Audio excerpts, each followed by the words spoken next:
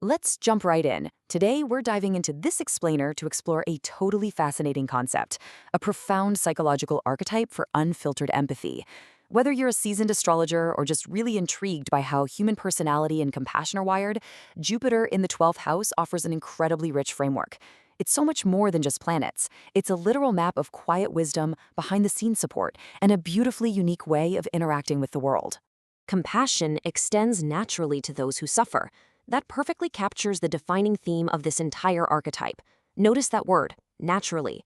For individuals with this placement, empathy isn't some forced social obligation. It isn't something they have to consciously practice. It is an involuntary reflex, the foundational engine for literally everything else we're unpacking today. I want you to think about this for a second. Have you ever walked into a room, locked eyes with someone who is smiling, but instantly known they're carrying a heavy burden? You sense their hidden pain before they even open their mouths, even if they're acting perfectly fine. If that resonates with you, you are tapping into the exact kind of profound intuition we're talking about. It's the rare ability to read the invisible emotional data in a room. So just to ground us, what exactly are we looking at? Astrologers consider Jupiter in the 12th house to be defined by quiet wisdom, private generosity, and finding profound meaning through understanding human suffering. It is a massive signature of spiritual growth. But what makes this so compelling is the emphasis on the quiet and the private.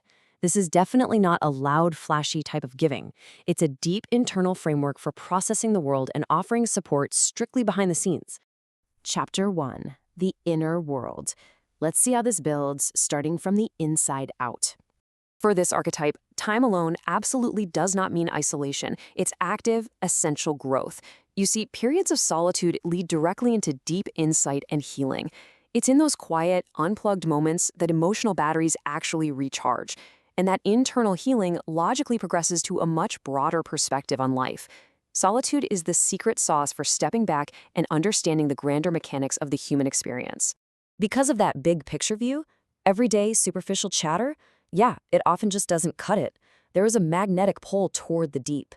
Subjects that explore the hidden layers of human experience, like spirituality, psychology, and healing, feel profoundly meaningful.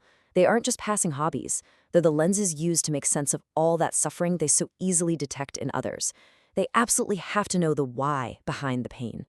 So, how does all this internal depth play out in the real world? Well, first, there's an innate drive to help people who are struggling. But crucially, this kindness happens in private. Zero desire for public applause or recognition. And finally, forgiveness comes way easier than resentment. Because they're drawn to psychology and understanding motives, they'd much rather figure out why someone made a mistake than hold a grudge against them. Now, this brings us to a really fascinating element. It's basically a built-in superpower. Astrologers frequently associate this placement with unexpected protection. When circumstances seem incredibly bleak, boom, a fortunate outcome or sudden help just materializes out of nowhere. It's almost as if all the quiet generosity they pump out into the universe acts as an invisible protective shield when they hit their own rough patches.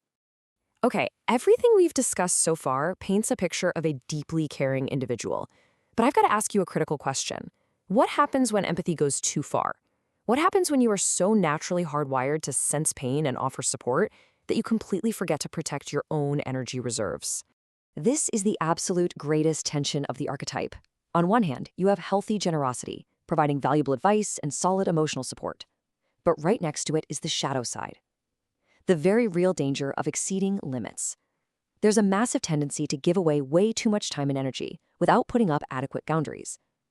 It's a vital reminder that an incredible capacity to support others is only sustainable if you have strict guardrails in place to protect yourself.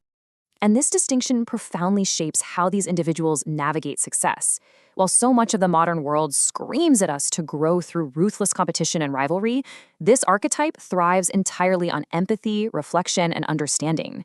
Their ultimate power doesn't come from conquering people. It comes from deep connection and understanding the human condition.